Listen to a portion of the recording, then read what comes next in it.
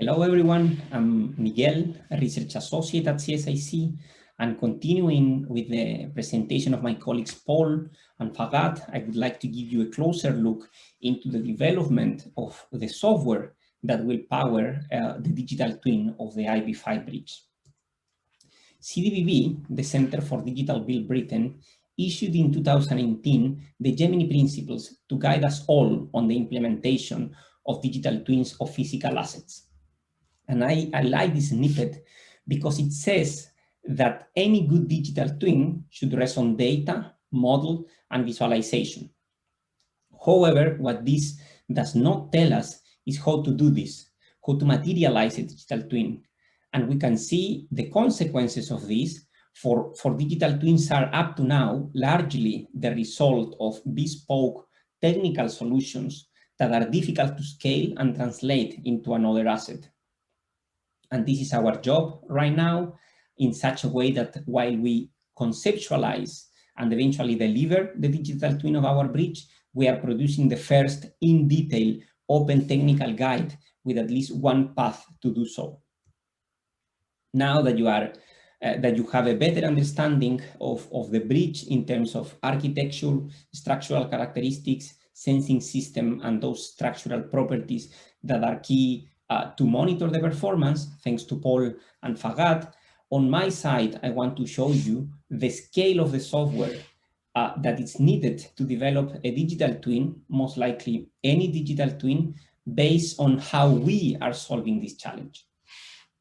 The main engine of the software is based on a modular, modern approach that is designed to be deployed in any cloud system. Everything starts with a batch of multi-sensor data incoming each time a train passes over the bridge. The processing of this data, which we'll see in detail in short, takes place within a main class called train that contains all raw and processed data for a given train. In parallel, a representation of the physical data is created within a main class called physical instrumentation. And once these two instances are duly stored in a database, any number of available virtual instrumentation can be processed and duly stored.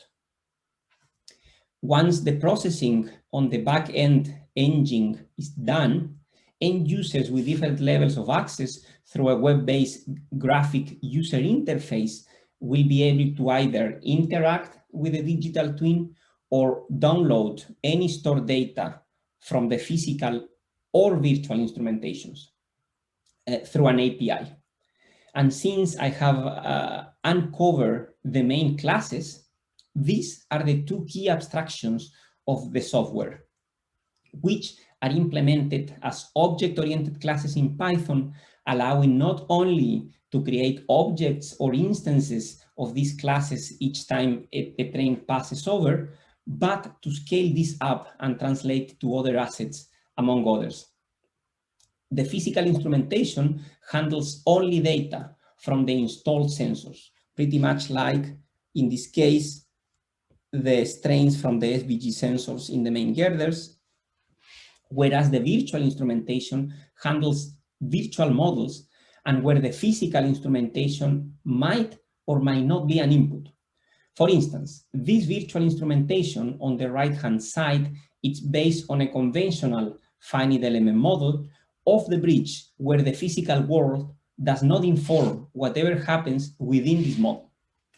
But we could host another virtual instrumentation, like this one based on the statistical finite element model that effectively combines a conventional finite element model with a physical instrumentation using a probabilistic approach. So in this case, our physical instrumentation is vital for the virtual one.